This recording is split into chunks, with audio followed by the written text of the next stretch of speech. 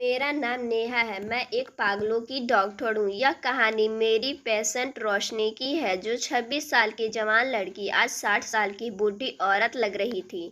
रोशनी एक अच्छे घर से बिलोंग करती थी। रोशनी पढ़ने में काफ़ी तेज थी। वह हमेशा से टीचर बनना चाहती थी। आखिर क्या कारण था कि वह 26 साल की उम्र में ही ये पागल हो गई। उस समय रोशनी कॉलेज में पढ़ाई करती थी। आखिर उन लड़कों ने रोशनी के साथ क्या किया था, जिसके वजह से 26 साल की उम्र में ही 60 साल की बूढ़ी औरत के जैसे हो गई थी। मेरे अस्पताल में एक पेशेंट चिल्ला चिल्ला कर कह रही थी, नहीं, मुझे छोड़ दो, मुझे छोड़ दो, मुझे जीना नहीं है, मुझे मरने दो, मुझे मरने दो। राजहंस मेटल अस्पताल के वार्ड नंबर 3 से आवाज आ रही थी। 26 साल की रोशनी 60 साल की ऐसी महिला लग रही थी जिसके चेहरे की चमक चली गई थी। सांवला रंग, लंबे बाल। रोशनी मूर्ति की जैसे पहले लगती थी, पर आज वह पत्थर से सख्त लग रही थी। वह 1 महीने से यहाँ भर्ती थी क्योंकि उसका मानसिक संतुलन बिगड़ गया था। उसका केस देख मैं उसके पिछले जीवन के बारे में जानना चाहा। रोशनी के सभी जानकारी उसके गांव मलकापुर जाकर पता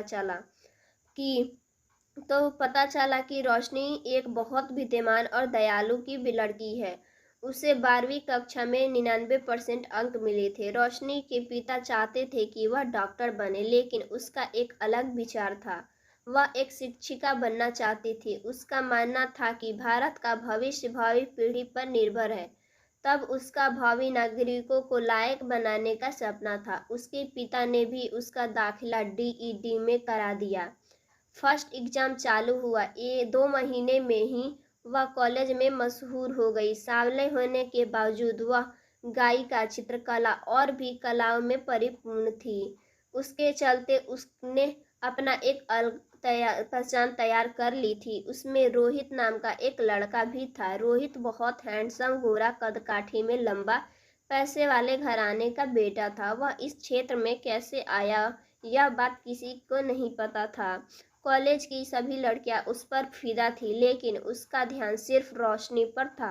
रोशनी राहुल को रोशनी के बिना कुछ अच्छा नहीं लगता था। एक रोहित रोशनी के हर हरकत पर नजर रखता। यह मामला रोशनी के नजरों से नहीं बचा था, लेकिन उसको गलत था कि सभी अमीर लड़के बिगड़े होते हैं, ईमानदार तो होते ही नहीं। इसलिए वह जानबूझकर उन पर ध्यान नहीं देती। लेकिन एक दिन अचानक रोशनी पैदल घर जा रही थी। तब उसकी बेस्ट फ्रेंड भारती उसके साथ थी।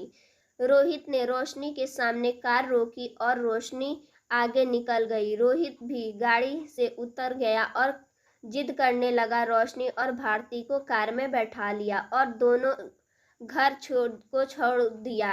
उस दिन से उसकी दोस्ती पक्की हो गई। दोस्ती कब प्यार में बदल गया पता ही नहीं चला। 2 साल के अंदर ही दोनों में गहरा प्यार हो गया। आज रिजल्ट का दिन था क्योंकि रोशनी कॉलेज में फर्स्ट आई थी। रोहित भी अच्छे अंक से पास हो गया था।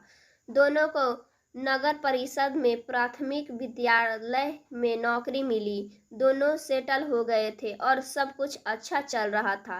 लेकिन एक दिन अचानक रोहित के पिता ने इन दोनों को एक साथ देख लिया।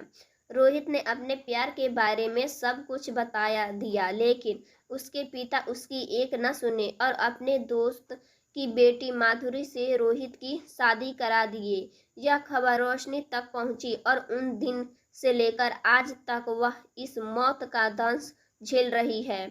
यह सब जानकर मैं बहुत दुखी हुई।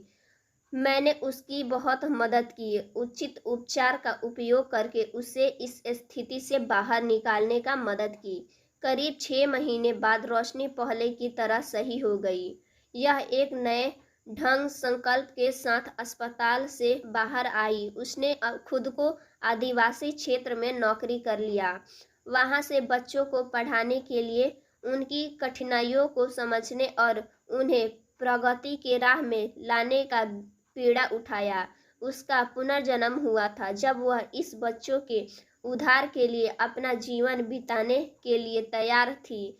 अपने हंसमुख और प्यार भरे स्वभाव के कारण वह यहाँ सभी की चहेती बन गई। यह स्कूल में दोहरी अध्यापिका के रूप में कार्यरत थी। यहाँ के प्रिंसिपल भी उसके पिता के समान स्नेह थे।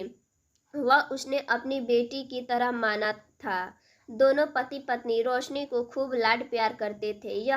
यहाँ से वह रिटायर होने वाले थे, उससे वह बहुत उदास महसूस कर रहे थे।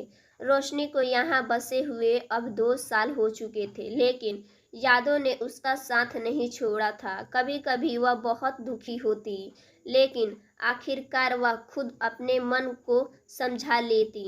आखिर प्रिंसिपल के रिटायर होने का दिन आ ही गया। उन्होंने आदर भाव के साथ विदाई दी गई। गांव वालों ने बड़ा आयोजन रखा। रोशनी अकेले रह गई थी। उस दिन से वह बहुत रोती। अगले दिन जब वह स्कूल गई तो उसे पता चला कि एक नया शिक्षक स्कूल में आया है। सरपंच शिक्षक को स्कूल ले आए। उसे अपनी आंखों पर विश्वास नहीं हो रहा था, क्योंकि वह नया शिक्षक रोहित था। उसने अपने चेहरे पर कोई भाव नहीं दिखाया। उसने स्वागत समारोह आयोजित किया। सरपंच और ग्रामीण गए समारोह में। सब तो रोशनी से नहीं रहा गया। उसने उससे पूछ, तुम यहाँ क्यों आए हो? तुमने मुझे फंसाया और अब तुम देखने आए हो कि मैं जिंदा हूँ या मर गई। यह कहते हुए उसकी आंखों में लगातार आंसू बह रहे थे। रोहित की आंखों में भी आंसू बस बह रहे थे। रोहित बोला, अरे सिर्फ मुझे एक बार अपना पक्ष रखने का मौका तो दो। और वह बोलने लगा, पिताजी ने मेरी कुछ नहीं सुनी और मेरी शादी करवा दी। मैंने उसे सब कुछ बता दिया था कि मैं सिर्फ रोशनी से प्यार करता हूँ। मैं तुम्हें अपने दिल में जगह नहीं दे सकता। वह भी कुछ नहीं बोली। वह समझदार थी। 2 महीने बाद बाजार जाने समय अचानक उसका एक्सीडेंट हो गया और वह इस दुनिया से चली गई। मैं क्या करूं, मुझे कुछ समझ में नहीं आ रहा था। उसके सारे काम पूरे कर के मैंने तुम्हारा पता लगाया। तब कई महीनों के बड़ी मेहनत के बाद मुझे यह स्कूल मिली। तुमसे दूर होकर भी मुझे कभी खुशी नहीं हुई। मैं अपनी बाकी की जिंदगी तुम्हारे साथ बिताना चाहता हूँ। रोशनी, विल यू मैरिज मी? रोशनी ने जल्दी से रोहित को गले लगा लिया। रोहित ने कहा कि नियमित को यही मंजूर था। सो फ्रेंड्स, अगर आपको मेरी स्टोरी की वीडियो अच्छी लगती हो तो प्लीज़ एक लाइक ज़रूर कर दीजिएगा। चैनल पर नया है तो चैनल को भी सब्सक्राइब कर दीजिएगा। So friends, thanks.